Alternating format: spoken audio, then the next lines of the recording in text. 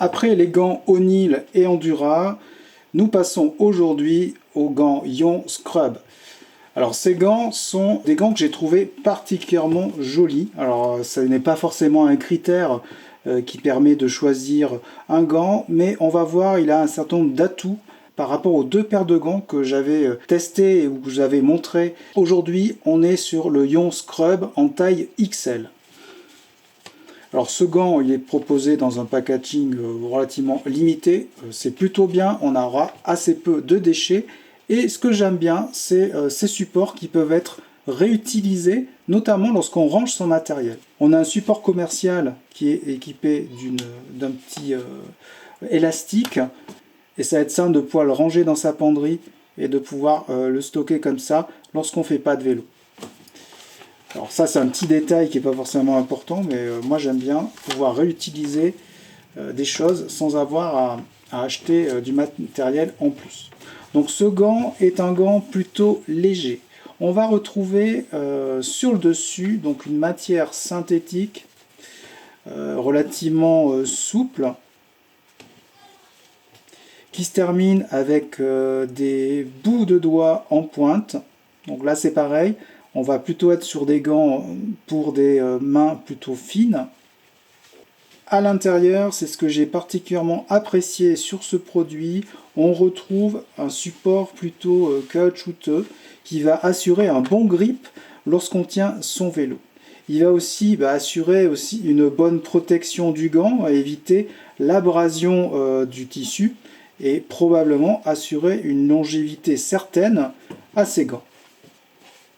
Le coloris, il est assez sobre, il est passe-partout, d'une couleur, on va dire, entre bordeaux et puis le fuchsia, prune, voilà, c'est plutôt une couleur prune. Le gant, on l'insère comme ça. Alors, moi, j'ai quand même des grandes mains, et le XL, il me semble juste pour mettre le gant, mais ce sont des gants qui sont portés, ajustés aux mains. Donc c'est des gants qui ne sont pas portés flottants, qui doivent être justement ajustés tout près de la main. Au niveau de la taille, j'ai mes doigts ne touchent pas l'extrémité du gant. Donc ça c'est plutôt une bonne chose. Le flex, il est plutôt bon. Je sens pas de gêne particulière, et le petit élastique qui se trouve au niveau du poignet, il est plutôt confortable. Ouais, il est plutôt confortable, il ne me gêne pas. Donc on a des gants, là aussi des gants assez courts qui ne vont pas couvrir le début du bras. C'est des gants qui se portent plutôt jusqu'au poignet.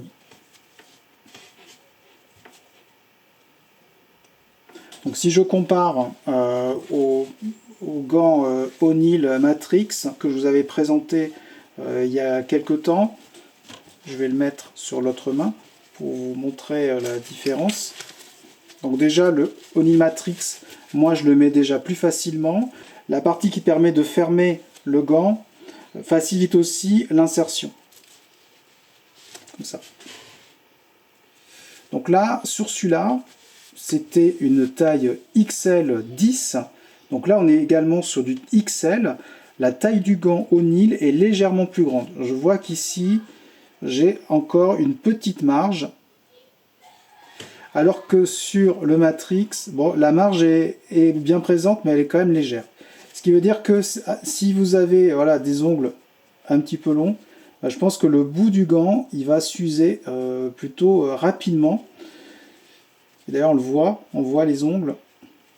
Donc en fonction de la forme de vos doigts, il se peut que l'usure du gant Ion Scrub soit accélérée au niveau de l'extrémité. On verra en pratique ce qui se passe. En termes de confort, on a ici au niveau du pouce une zone en suédine qui va protéger également lorsque vous allez tenir le guidon. Donc là, on voit qu'on a une protection qui est intégrale, y compris sur cette partie-là. On a quand même tendance souvent à sentir les vibrations. Donc là, on a une prolongation de la suédine qui va protéger un petit peu le pouce. En termes d'amorti, il y en a assez peu. Donc c'est vraiment des gants qui sont faits pour la route, pour une utilisation plutôt en ville, sur des parcours plutôt de bonne qualité. En revanche, je pense que comme sur les autres gants que je vous avais présentés, notamment le O'Neill Matrix et puis l'Endura Humvee, on a assez peu d'amorti sur la pomme. Ici c'est pareil. Le seul plus de ce gant ion, c'est tout simplement d'avoir ce grip supplémentaire qui va assurer une bonne adhésion sur le cintre du vélo. C'est l'avantage que je vois de ce produit-là par rapport aux autres. En termes de tarifs, on est à peu près toujours dans la même gamme. Alors selon les distributeurs, selon les promotions, ce gant ion, on le trouve autour de 25 € si je m'abuse. C'est un tarif qui est acceptable. Il faudra voir par rapport à la longévité du gant si ce tarif il est compétitif ou pas. Le O'Neill, il était autour pareil d'une vingtaine d'euros, un petit peu plus. Donc on se retrouve vraiment dans la même gamme de produits, à voir en fonction de l'usage, lequel va avoir la meilleure longévité. Et je me propose de vous faire un petit retour d'ici 6 mois à peu près, lorsque j'aurai utilisé ces 3 paires de gants en alternance, et on verra justement quelle est l'usure que l'on constatera au bout d'un certain temps. Ce que je peux dire quand même, c'est que ce gant, il est à mon sens beaucoup plus agréable au toucher. C'est un gant qui fait beaucoup plus fini, un gant qui se valorise plus, qui montre une main beaucoup plus sympathique, beaucoup plus classe que les autres. Bon, bien entendu, le O'Neill, c'est plutôt le côté rebelle qui ressort. Bon, après, c'est une question de style et de goût. Ça, c'est des choses qui ne se jugent pas. Chacun doit trouver des produits qui lui correspondent le mieux. Ce produit est disponible en différentes tailles, du XXS ou XL. Attention toutefois, n'hésitez pas à tester les gants avant l'achat ou choisir une taille au-dessus de la taille que vous avez l'habitude de prendre. Ces produits ont tendance à tailler un peu petit et surtout face aux correspondances que l'on peut avoir déjà, notamment dans le commerce avec les tailles sous forme de numéros, de 7, 8, 9, 10, 11 et parfois plus. Les correspondances avec les tailles L, XL ne sont pas toujours assurées. Le XL, ça peut être aussi bien du 9, du 10 ou du 11. Donc attention, n'hésitez pas à tester le produit avant de l'acheter. En matière d'entretien, comme la majorité des gants qu'on va retrouver sur le marché, ces gants se nettoient à 30 degrés, comme c'est précisé sur la petite étiquette que l'on trouve à l'intérieur. À l'intérieur du gant, on retrouve la même construction qu'à l'extérieur, avec notre tissu plutôt façon suédine, qui permet d'assurer une protection contre l'abrasion. Et sur le dessus, on n'a pas de tissu doublé, c'est le tissu que l'on voit à l'extérieur, qui se trouve là en blanc. C'est un double tissage, un tissage avec d'un côté une couleur et de l'autre côté cette couleur blanche qui permet justement d'assurer un meilleur contact avec la peau. Au niveau du poignet, on a une matière qui est élastique, qui va permettre aux gants de ne pas bâiller et de s'ajuster précisément à votre poignet. Attention, c'est un gant qui est assez étroit. Moi j'ai un poignet vraiment très fin.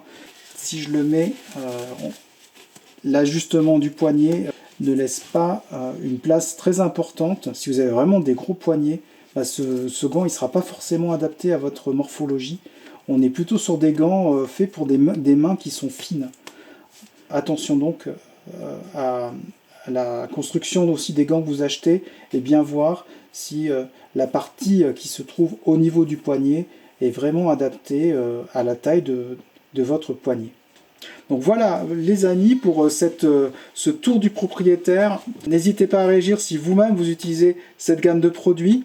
Moi je trouve que c'est vraiment intéressant et surtout utile de porter des gants au quotidien. Ça vous protège bien, ça assure aussi une protection de la paume de la main, même si vous n'avez avec ces gants assez peu d'amorti. En tout cas, face à l'abrasion, Et notamment, on a toujours besoin de ses mains pour bosser après en journée ou faire des choses à la maison. Donc c'est toujours bien d'être protégé et d'éviter de se blesser inutilement.